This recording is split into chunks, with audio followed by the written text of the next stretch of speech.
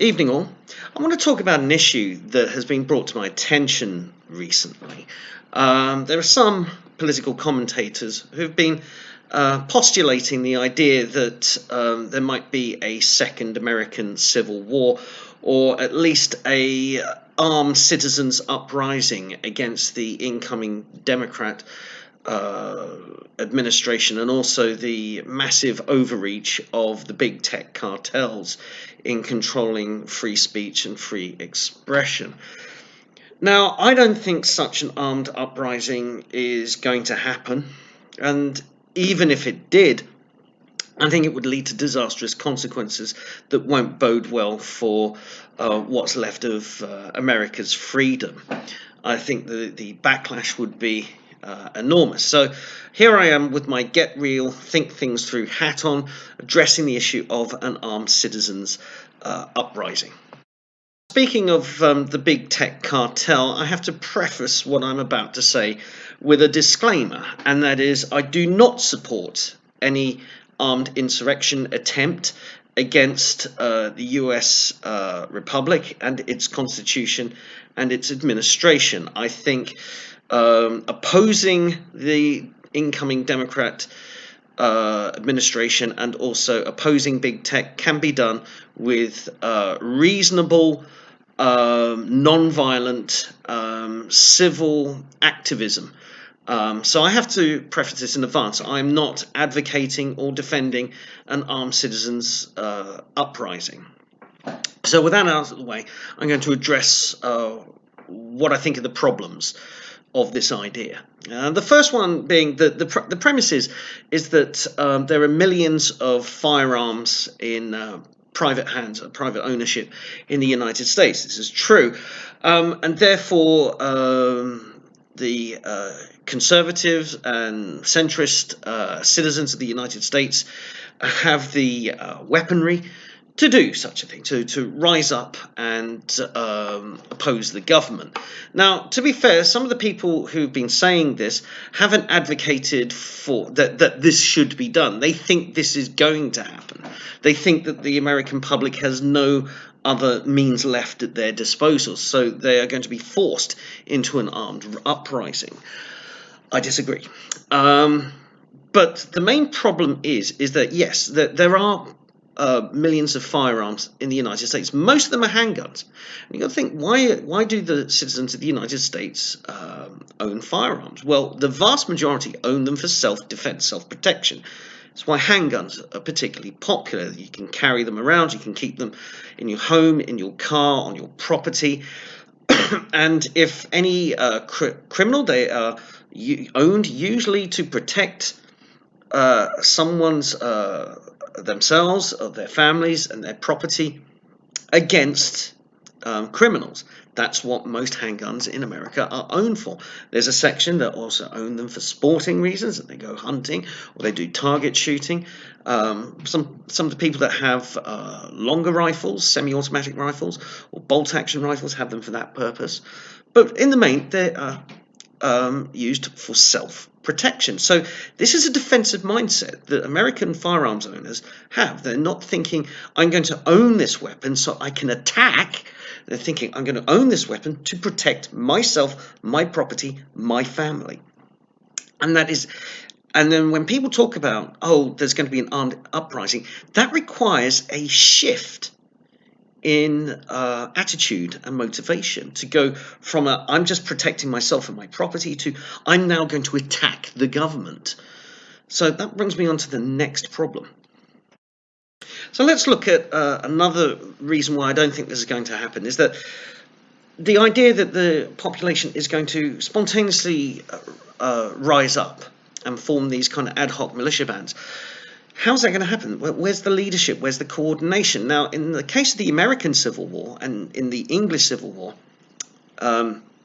these militia bands were a lot more organized at the outset than what's being mooted at the moment. So let's have a look at the American Civil War. that when the state seceded and they wanted to raise their own militias and armies, they already had a militia and legislature in place, a kind of local volunteer defence forces or local militias.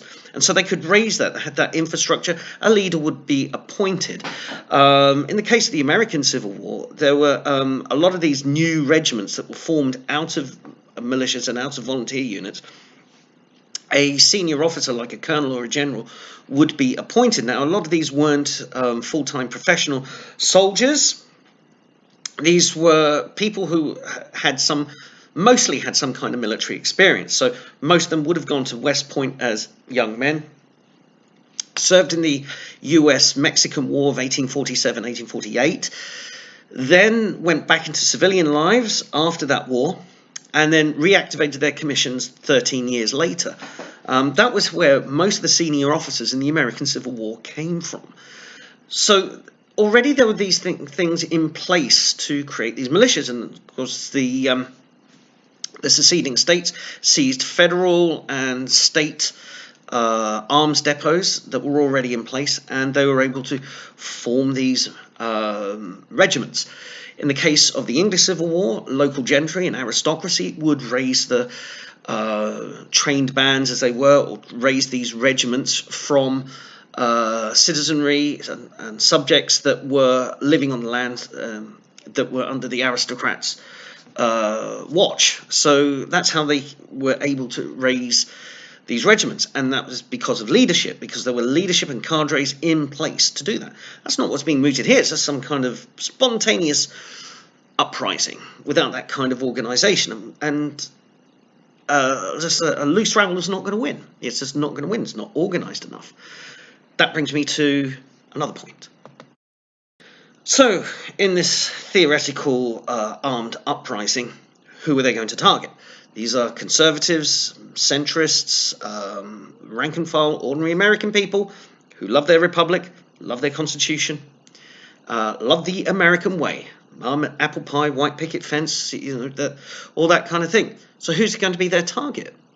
They're armed with their handguns or their semi-automatic rifles, their hunting rifles. Who are they going to attack? Are they going to go up against the police or the army or the National Guard? Now, for these people, they generally respect people in that situation. The American police has had a tough time the last couple of years, at least. And the public's trust and respect for them has declined for a number of reasons. But at the end of the day, these people like the idea of the police. They're horrified by the idea of defund the police. And that's who they're going to be up against first. And then they're going to be up against the National Guard, and then they possibly would be up against the regulars. Okay, and even then, what has the US government got? The police are very well equipped. Mobile, cars and in riot vans, helicopter presence, intel, command and control. They've got all these things. The National Guard and the Army, even more so, and they could call in the US Air Force as well. So in terms of equipment available, training, leadership, organization, intel, command and control, this is where the state would have an overwhelming advantage against a kind of impassioned rabble. And that is where it's going to fail. It cannot succeed. Now, I know some people have said, but what about Vietnam? What about Afghanistan? Two examples of successful partisan movements that defeated well-organized, well-trained standing armies. Well, there's always caveats, isn't there? We're talking about the United States, and we're talking about an armed uprising mainly made of law-abiding citizens. Okay, that's not what you had in Vietnam. That's not what you had in Afghanistan. Afghanistan, the Russians are trying to impose their will on a mainly very tribal, mountain-dwelling people who are well-versed and have a tradition of that kind of guerrilla warfare. They used it against the British. They used it against the Russians. And there were problems with the Russian command and control and logistics as well. But they didn't win straight away. It's a very long, very long conflict. in Afghanistan. Likewise in Vietnam. But the thing about Vietnam, everybody thinks about the Viet Cong, but the Viet Cong were underpinned by the North Vietnamese army. And they were supplied by China, and they were supplied by the Warsaw Pact. And so they had access to a lot of equipment, a lot of the logistics that they needed, and then they used their local knowledge. Now, in the case of America, very urban society, very flat rural lands. Where's the battlegrounds going to be? So we have this armed uprising, and then where does this armed group go? Well, the talk is, this is what people have said to me, well, they'll storm government buildings. Okay, so that's an urban combat fight. That's something that the police and the armed forces are very well equipped to deal with. If you're going to hide up in the Rocky Mountains or in the bayous, you may have a little bit of local advantage for a short amount of time there. But we're not talking about the thick, dense, mountainous jungles of Vietnam, nor are we talking about the mountains of Afghanistan either. So in the end, it's going to be a massive defeat for a popular uprising, because there's no way such a thing, something that was uncoordinated, that is driven by all this kind of energy and passion, is going to overcome organized state resistance. Now, think things through. If such a thing were to happen, or if even in the smallest group, if we're talking about 30 people in America who did this, the backlash will be enormous. The Democrat Party, their supporters, the big tech cartels, the woke corporations, the intelligentsia, academia, the media will turn on the right in general and unleash their wrath on the right, ordinary people, all the ordinary people who didn't rise up, didn't oppose such violence. The people like me, hopefully you, there's just this enormous backlash, and the mainstream right and the mainstream conservatives will be snuffed out like that, and it will take absolutely years, if not decades, to rebuild that in any way, shape, or form that wouldn't be prosecuted. So it would be disastrous. This is why I say, rather, on top of it being seditious, on top of it being a lot of wasted lives for nothing, on top of all that, it would lead to repression. It would lead to backlash. So you have to think things through. Okay, too many people on the online commentariat, have got these fantasy ideas of armed revolts, citizens' uprisings. It's not going to happen. I mean, nothing's being mooted at the moment seriously. So it's not going to happen. If it did happen, it would be disastrous. It would be the worst thing for conservatism, libertarianism, and the right in general. It would be absolutely disastrous. So we need to get real. We need to get real. This isn't going to happen, nor is it a good thing to want to happen. And it has only bad repercussions.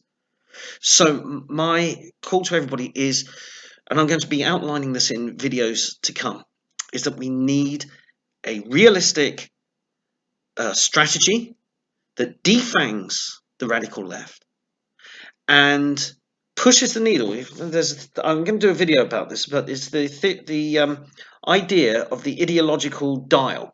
And at the moment, the left have been pushing for years to have the dial, the public dial in the Overton window, pushed this way towards radical leftism. So that means, everybody in the what was called the dry conservative right has been shifted to the centre right. The centre right's been shifted to the centre. The centre's been shifted to the left. The moderate left have been shifted to the radical left. Okay, that's the dial. Now, the object is to shift the dial back. Okay, we have to do that in a way that is non-violent, that is standing the ground, holding what we have, pushing back, changing minds, winning the hearts and minds of ordinary people. That's what it's all about.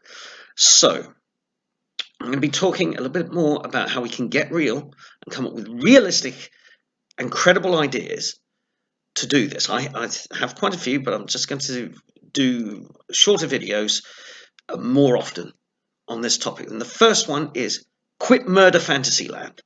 Okay, that's my first advice.